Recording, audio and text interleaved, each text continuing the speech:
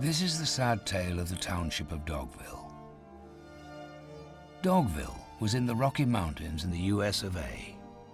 Up here, where the road came to its definitive end near the entrance to the old abandoned silver mine. Dogville is essentially a stage play. The stage represents a community without walls where all the characters are seen by the audience. However, the characters respond and act as if they're in a normal space with walls and privacy. Cast its shadow in Dogville, they saw no reason to change anything. Dogville is a cinematic experiment by Danish filmmaker Lars von Trier, starring Nicole Kidman. The house in which Tom... As a cinematic experiment, one with a very unique approach to visual space, it is the sound that guides the audience into the world that's not visually represented. The physical space of the actors is the studio stage. The ground is the stage. As I said, there are no walls or doors, only props and set decoration within spaces that are marked out by tape on the floor to indicate where the rooms would start and end. Tom, do me a favor, will you? The radio? Just because the music's over and you might risk hearing something useful? I thought that's why we had the radio. Well, I need to rest, as you know. Mock me if you like. So what are the sound elements? There's dialogue that's clear and, for the most part, commits to the perspective of the camera, the size of the shot, the distance between the characters, and the points of view of the audience. Tom was a writer, at any rate by his own lights. Oh, his output as committed to paper was so far limited to the words great and small, followed by a question mark. There's the voice of the narrator who explains the world we experience, filling us in for what we do not see in the visual context. The narrator tells us about the characters, their relationships, and history. There's limited musical score. Its primary purpose is to transition the audience into this experimental cinematic space. The music plays during narration. Both the non-diegetic elements of narration and score work together as a theme in the narrative. Everything else is diegetic, meaning it is the sound inside the character's world. Which he felt obliged to benefit the town. Hi, kids. There is diegetic ambient background noise used to orient the audience to where the characters are.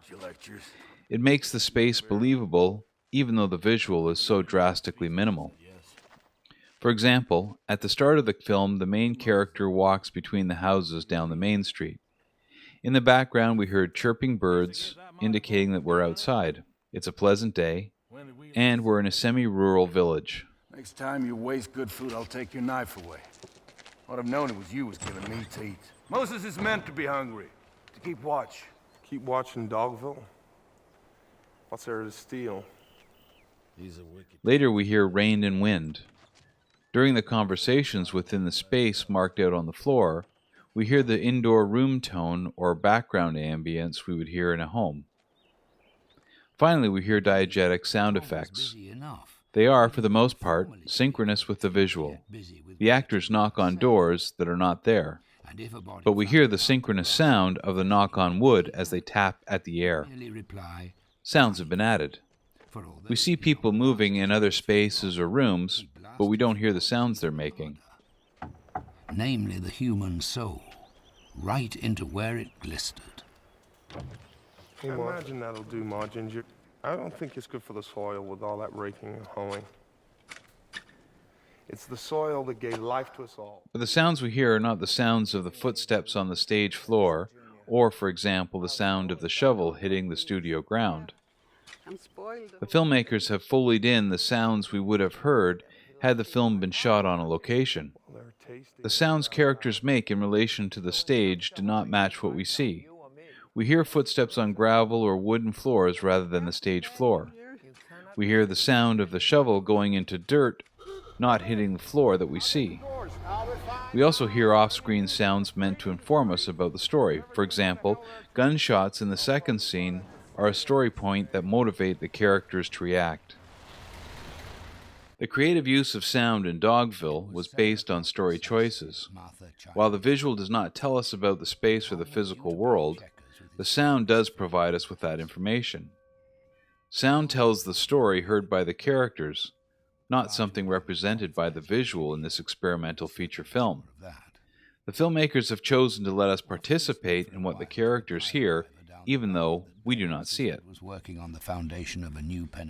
What we learn from Dogville is the unique way that natural sound can be used to tell a story, help us believe what we do not see, and convince the audience of an experimental world. Home lay another horizon.